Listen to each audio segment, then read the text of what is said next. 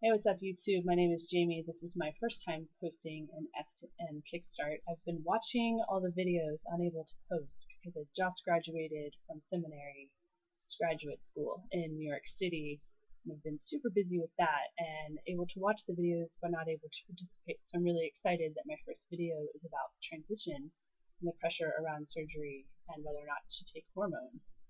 I personally ID as genderqueer, more specifically multi-gendered. Sometimes I feel like genderqueer plays into the gender binary a little too much, and people have this preconceived notion that genderqueer is between male and female, and to even be able to have language like that, you have to have an identifiable what male actually is and what female actually is.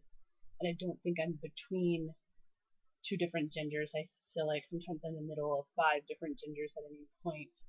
So, having said that, I don't actually ID as F to M, but I do pack and bind sometimes when I need to, and can and do pass as male when I want slash need to, um, for mental health and just depending on where I'm at that day. So I just want to disclose all of that and be completely transparent that this is coming from a GQ angle, and most of the pressure that I've received is from T guys who are in all stages of transition, who will tell me that I'm not I'm not actually GQ, I'm trans, and that I'm going to transition in 2 years or a year, 5 years from now, and then I might as well go ahead and start taking hormones and also looking into top surgery because it's just a matter of time.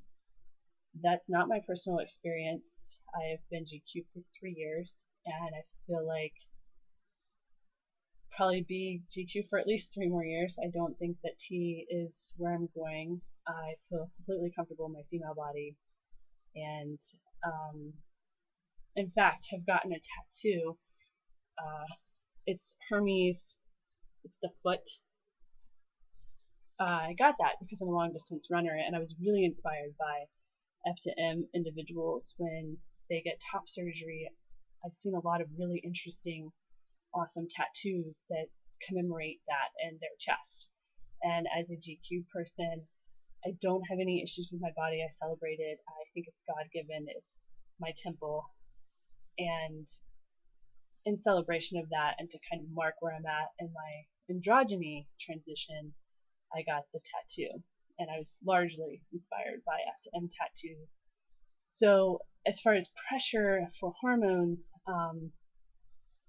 it usually comes from within the trans community, and sometimes people who are very heteronormative or gender normative think that GQ is too confusing and sort of what bisexuals and pansexuals probably feel, and not really a valid thing, and it's too fluid, and you just need to pick one, and all this damaging language that's being used. And really, I think being underneath the trans umbrella, I think we have a responsibility to deconstruct the negative parts of the gender binary and to not reproduce misogyny and to not let internalized misogyny get the better of us, and make sure that we're treating everybody with respect and with intention and with love.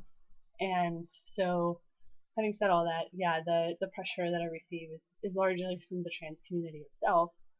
And inside of that, I gain a lot of strength from trans guys, and have figured out different sort of techniques with exercising from TQ Nation, which is for natural transition, and different hormones are replicated through herbs and pills and a more natural way, and that's been helpful because I've been able to control my workouts at the gym, and running itself will give me a certain physique, so when I'm in training I feel like I'm matching externally with what I feel internally. So the pressure I've received is actually from the community itself, and it makes being an advocate really hard because sometimes I feel like we're trying to figure out things inside of the community so much, and there's all this competition. And I do think that counting the days for how many days it's been since you've been on T is phenomenal. And I've watched the gender journeys, and I think they're all incredible. I don't think it's helpful for us to be oh, you've only been on T for 30 days, so you're somehow less trans than I am.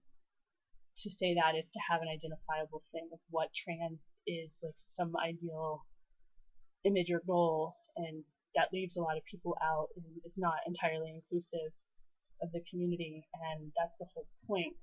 As people who identify as queer, there is a place at the table for everybody. So, and I truly believe that, and I think everybody's experience is valid. And if we're spending all of our time competing or fighting with each other, then we're not actually getting work and education done outside of the community to continue to get rights and to be seen and to be visible.